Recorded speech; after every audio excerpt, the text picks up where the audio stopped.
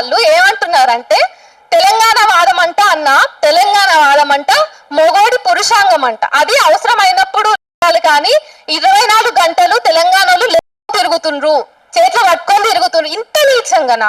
So వాళ్ళ clap board మీదనే మా తెలంగాణ పదం ఉంది, వీళ్ళు మళ్ళా కథలు పడుతున్నారు. ఇట్లాంటి కథలు పడేట కాళ్ళు ఇరగొట్టాలా లేకపోతే నెత్తి మీద కూసబెట్టుకోవాలా? రేవంత్ రెడ్డి నెత్తి మీద కూసబెట్టుకుంటా అని చెప్పేసి అంటున్నాడు. రాయలసీమ అంటేనే కరువు ప్రాంతం కదా. సో వాళ్ళ సొంత అస్తిత్వం మీద వాళ్ళు దానికోసం పాడుకోవడానికి రాసుకోవడానికి కూడా వాళ్ళకి అంత చైతన్యం లేదు. అత్యంత చైతన్యం కలిగినటువంటి వాళ్ళని మన మీద వాళ్ళు ఎప్పుడు నీలుగుకుంటే 4 రాళ్ళిగ్గే ప్రయత్నం చేస్తారు. మరి ఇట్లా కుంచిత స్వభావంతో తోటి లేకుడు గాను అంటారు మన తెలంగాణలో. మా తాతమ్మ అంటే మా తాత వాళ్ళ అమ్మ. నేను చిన్నగా ఉన్నప్పుడు తాతిళ్ళు దొరకలేవా బిడ్డ, ఇంకా వస్తలేవు అని ఫోన్ లో మాట్లాడేది. తాతిళ్ళు అంటే ఏంటి? సెలవులు. బిడ్డ పైతాపులు వేసుకో, బడికి టైం అవుతుంది అనేది. పైతాపులు అంటే సాక్సులు.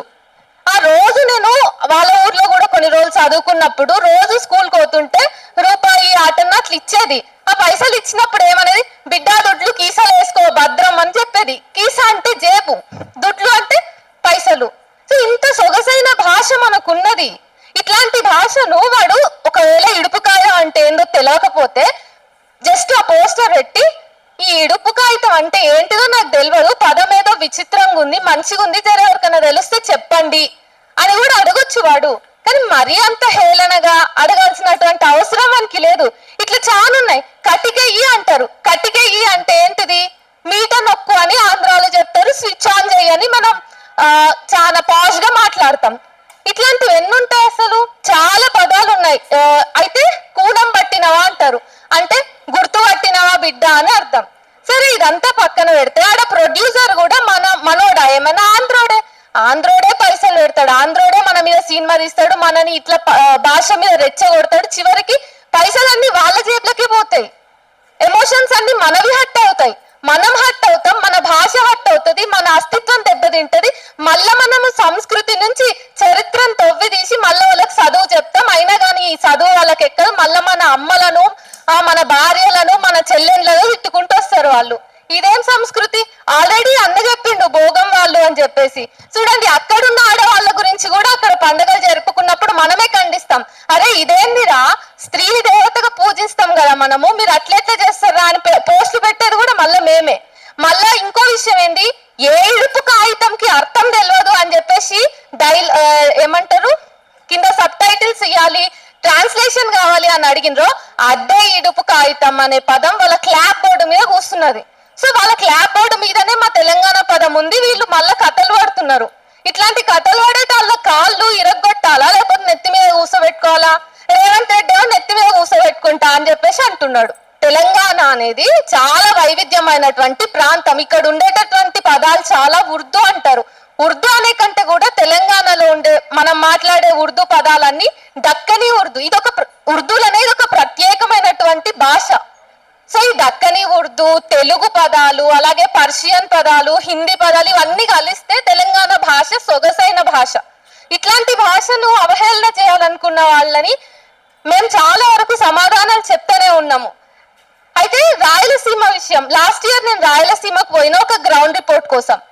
పోయినప్పుడు అరే ఇంత దూరం వచ్చినా 3 రోజులు ఉంటున్నాయి కదా, లోకల్ గా ఎవరైనా ఆర్టిస్టులు ఉంటే, జానపద కళాకారులు లేకపోతే ఉద్యమాలప్పుడు వాళ్ళకి నీళ్లు లేకుంటే కదా, సాగునీటి పారుదల విషయంలో వాళ్ళు ఒక సమితిగా ఫామ్ అయినరు. ఆ ఉద్యమంలో పాటలు పాడేటోళ్ళని పట్టుకొని ఇంటర్వ్యూ చేద్దామని వెతికితే రాయలసీమలో ఒక్కరు కూడా దొరకలేరు, ఒక్క కళాకారుడు కూడా దొరకలేదు. వాళ్ళ సంస్కృతి మీద, వాళ్ళకి జరుగుతున్న అన్యాయాల మీద, కనీసం అన్యాయాలు పక్కకు పెట్టండి, అక్కడ ఉన్న కరువు మీద పాట పాడేటోళ్ళు కూడా లేరు. కరువు ఏమైనా ఇప్పుడు వచ్చిందా? ఎప్పటి నుంచో ఉంది కదా. రాయలసీమ అంటేనే కరువు ప్రాంతం కదా.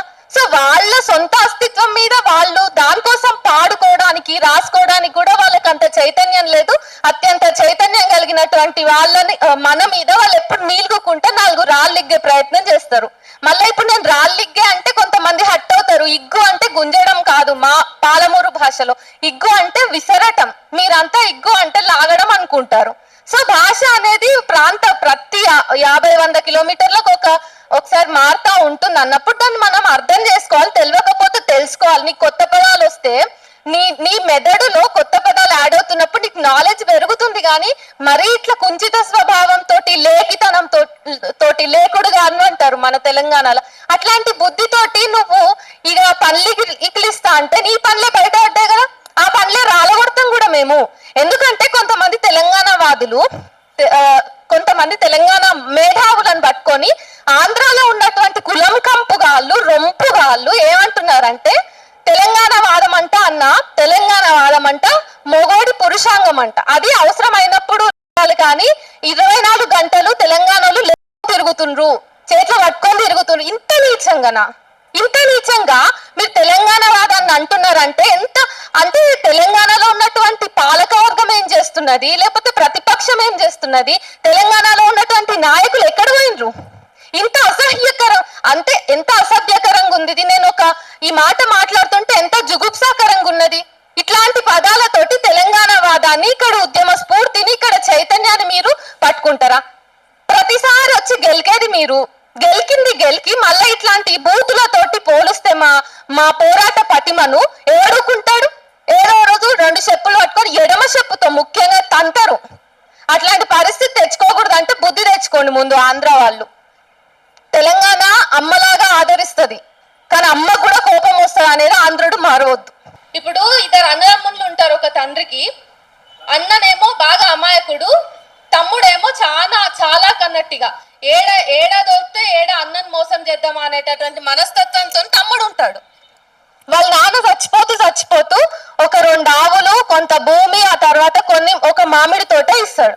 తమ్ముడు చాలా తెలివైనడు కదా, అన్నకి ఏం చెప్తాడంటే అన్న ఆవులకు ముందు భాగం ఏమో నీది, వెనుక భాగం ఏమో నాది, నాన్న నన్ను అన్ని సమానంగా పంచుకోమన్నాడు కదా అంటాడు.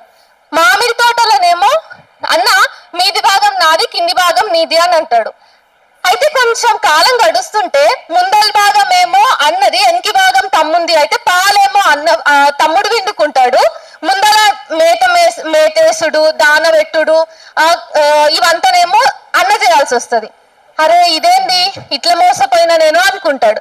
మామిడి చెట్టు విషయానికి వస్తే పైన భాగం మొత్తం తమ్ముంది, కింది భాగం అంతా అన్నది కదా, నీళ్లు పోయాల్సిన బాధ్యతనేమో అన్నకైతుంది, పండ్లు తినాల్సిన బాధ్యతనేమో తమ్మునికి అవుతుంది.